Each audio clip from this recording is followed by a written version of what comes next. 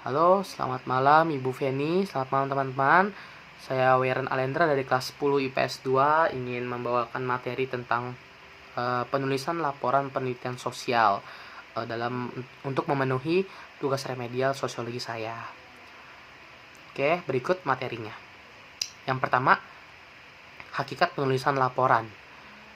Penulisan laporan penelitian sosial merupakan bagian yang paling penting, yang sangat penting, karena melalui laporan ini penelitian tersebut tuh bisa menunjukkan suatu hasil penelitian yang bisa dibaca bagi orang lain dan juga mudah dipahami serta dapat dijadikan alat dokumentasi untuk pengujian dan pengembangan penelitian lebih lanjut lagi, lebih dalam lagi.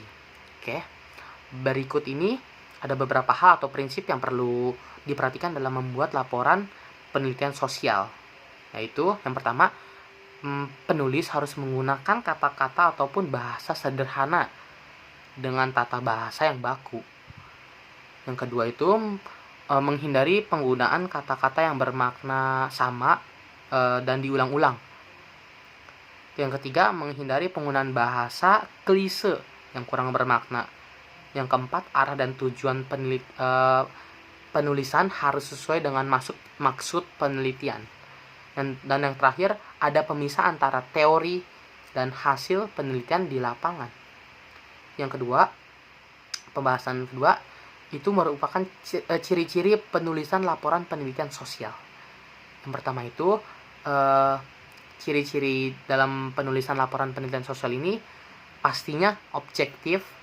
Yang kedua itu sistematis, yang ketiga itu jelas, yang keempat itu terbuka, dan yang kelima itu logis, bisa diterima. Tapi menurut Saifuddin Aswar dan Leavitt ada beberapa ciri lagi nih selain 5 ciri itu. Yang pertama itu komunikasi yang jelas ataupun baik lewat tata bahasa yang ditulis dengan baik. Lalu alur pernyataan yang mulus dengan kontinuitas yang terpelihara antara satu gagasan dengan gagasan lainnya. Terus hemat kata-kata serta pemilihan kata-kata yang komunikatif dan tidak menimbulkan makna ganda atau ambigu, dan tidak menggunakan kata-kata yang sensitif seperti sara dan lainnya.